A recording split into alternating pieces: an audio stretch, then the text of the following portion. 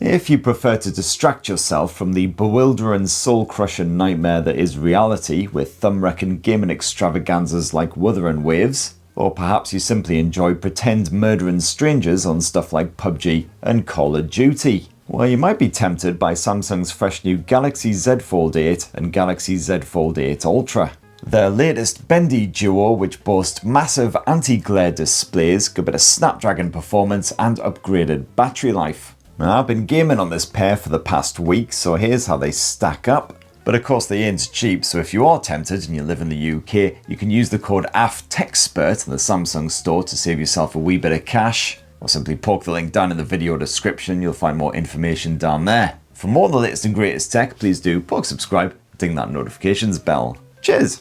Now, certainly the biggest difference between this foldable pair is the design. The regular Fold 8 serves up a 7.6-inch internal screen with a 4:3 aspect ratio, while the Galaxy Z Fold 8 Ultra sports a larger 8-inch panel, this time with a more square aspect ratio, 3.3:3. And personally, gotta say, when it comes to gaming, I much prefer the regular Fold 8 more rectangular screen, as that iPad-esque form factor gives you a great view of the action and it's comfortable to play on for hours at a stretch. In comparison, the practically square finish of the Z Fold 8's panel really restricts your view at the edges and serves up a rather narrow FOV, which is a proper pain in the arse for multiplayer fare like Call of Duty. Means you really can't see any sneaky wee gits creeping up on your flanks unless you're constantly spinning around like a demented toddler off its tits on Haribo. And that is 100% the excuse that I'm sticking with for why I constantly had my arse handed to me in several matches on this thing. That and of course the damn dirty school kids on their summer holidays who play this bloody thing for 14 hours a day. That'll piss off and grow some pubes already. So to get around this disadvantage, I'd basically recommend just playing on that cover screen. Instead, you've got a widescreen aspect ratio, much better suited to the likes of Call of Duty, PUBG, stuff like that. It's just a shame then that you've got a more regular smartphone screen, so you're not really taking full advantage of the fact that it's a foldable. Now, both the Z Fold 8 and the Z Fold Ultra use Dynamic AMOLED 2X display tech, so perfectly crisp and poppy, gorgeous contrast, no issues with visuals at all.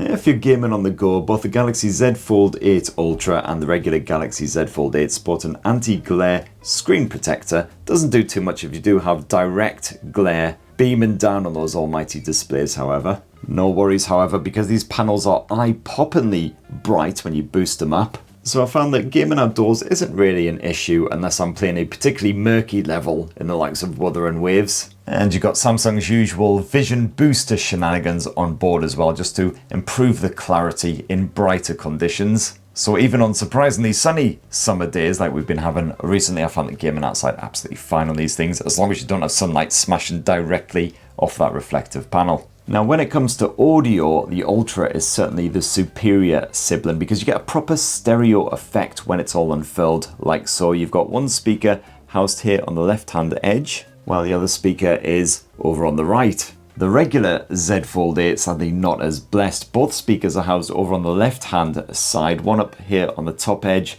one down here on the bottom. So when you're playing the likes of PUBG, Call of Duty, etc., won't be able to tell quite as easily which direction those sly sneaky wee gits are creeping up on you from, and to slap on some Bluetooth headphones to try and avoid having your arse blasted off. But both Samsung foldables sport a pretty beefy set of speakers, at least, and of course you've got that good old One UI gaming mode slapped on both. Now this is fairly basic fare, but it's got all of the essential tools stuffed in here. So for instance, you can swap between battery saver, balanced and performance modes depending on how intensive the game is that you're playing. Performance definitely required for the likes of Wuthering waves, but if you're just playing dual blast whatever, then battery saver is fine. You've got yourself a system monitor tool so you can see exactly how the old CPU and GPU are coping. You can also boost the screen sensitivity as well, but I found that the sensitivity is perfectly fine in the regular levels. You can capture a screenshot at any moment with a quick tap. Or if you want to share your gaming prowess with the world, you can actually record the action as well. Either full screen or partial screen. As you can see there, you can also add in your own commentary using the smartphone's mics. You can also block the auto brightness and block Bixby, which frankly, I mean, that should just be turned on permanently anyway. And last up, you will notice there's some shortcuts to other apps down here at the bottom, so you can have them pop up in a floating window. So here you can watch a bit of your uncle's spurt while you're playing your Wuthering waves. Well, you know, more likely look up some sort of video walkthrough for the level you're stuck on or whatever. And as usual, you can use the modes and routines feature to set up your own gaming mode, which can, for instance, minimize distractions by turning on do not disturb, etc, etc.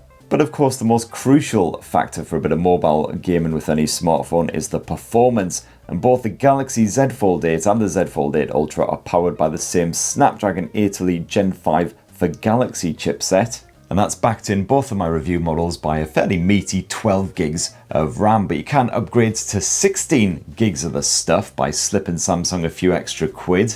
And by a few extra quid, I do of course mean selling off all of your worldly assets and knocking out a few of Grand's gold teeth. Now, the majority of games run absolutely beautifully on the Z Fold 8 and the Z Fold 8 Ultra. For instance, the likes of Call of Duty ran beautifully smoothly at the 120 frames per second level in good old performance modes. And that's not too surprising at all, as it is a highly optimized title anyway. It generally runs quite fine on even pretty basic mid-ranges. And so, of course, as usual, opted for something a bit more intense, proper bit of Wuthering waves action. Now, the Samsung Galaxy Z Fold 8 can handle Wuthering waves on the highest graphics settings for a rather short time. I'm literally talking around 5 or 10 minutes or so, at which point the rather simple graphene coolant setup simply can't cope anymore. I mean, frankly, it's like trying to put out a house fire by drinking 10 pints of Carlsberg and then just pissing onto the flames. And once the phone heats up, that frame rate noticeably plummets, sometimes hitting single digits when you've got a dozen gribblies trying to turn you into hot spam. Mercifully, however, I have found that if I turn down the graphics from high to medium, the Z Fold 8 is a lot happier. Doesn't quite keep a consistent 60 frames per second, especially if you're gaming for a long time, but it's certainly smooth enough to make it a much more enjoyable experience. Its bigger brother, the Galaxy Z Fold 8 Ultra, isn't quite as hampered by the heat, coping more admirably on those maxed out graphics settings thanks to its expanded graphene setup. However, after around 40 to 50 minutes of non-stop Wuthering waves, I did find that it too started to get rather toasty. And again, I did notice some quite serious dips in that frame rate, whether I was on the regular or the performance gaming modes. But no worries, because as with the regular Fold 8, this can be alleviated by dropping the graphics settings from high to medium.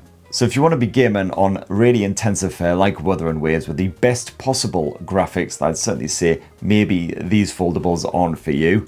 There's quite a lot of non-bendy flagship smartphones out there have full-on dedicated vapor chambers and proper good coolant tech, so you can get gaming on the likes of Wuthering waves on the highest settings. That heat is dealt with much more capably and efficiently. But anyway, I have rounded up my pick of the best gaming smartphones in a separate video if you want some recommendations on that front. There's not much difference in the battery tech either. You've got a 4800 mAh cell stuffed inside of the regular Z Fold 8, slightly upgraded to 5000 mAh on the Ultra model.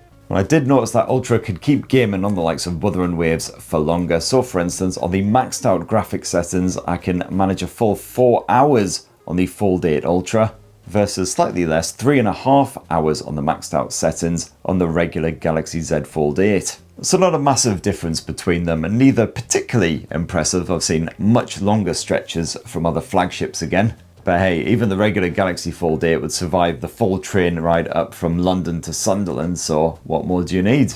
And you've got the same 45 watt charging tech when you bung a cable in both the Z Fold 8 and the Z Fold 8 Ultra, but because of the heat build-up shenanigans, you certainly do not want to be charging them at the same time as you're gaming. And other features are mostly the same or very similar. So for instance, both Z Folds sport that fresh Flex titanium tech which lies underneath the folding screen to make them as durable as possible. And this feels pleasingly rugged as well, so you can really pound those internal foldable displays and not worry about them fracturing into pieces. And there you have it, my lovelies. That in a delicious wee nutshell is what I reckon of the Samsung Galaxy Z Fold 8 and Fold 8 Ultra as far as the gaming chops are concerned. And personally, I do still prefer gaming on the regular Z Fold 8 just because I think the form factor is fantastic on that internal screen. Super comfortable to game on for hours, well suited to multiplayer shenanigans. It's just a shame that the cooling system can't cope with the performance, certainly on the likes of Wuthering waves when you boost those graphics up. But I'd happily make the sacrifice and game in those more medium-y settings just to be sure it was a consistent, smooth experience. As for the Ultra model, well, that internal display just doesn't make as much sense to me for gaming, certainly on the likes of Wuthering Waves or Call of Duty. However, the cooling setup doesn't absolutely shit its pants with that Snapdragon 8 Elite Gen 5 performance, at least not quite as quickly or as obviously as it does on the regular Z Fold 8. And the battery life's a wee bit better too. Anyway, that's what this tired old tech YouTube tosspot reckons, but what do you think of the Z Fold 8 and the Z Fold 8 Ultra? Are you tempted by either of them, especially if you're a full-on hardcore mobile gamer? It'd be great to hear your thoughts down in the comments below. As mentioned before, if you are tempted to pre-order one, use that code AFTEXPERT to get yourself a wee bit of cash off if you live here in the UK. And of course, all the usual YouTube guff, please do poke subscribe, ding that notifications bell, and have yourselves a really wonderful rest of the week. Cheers everybody, love you!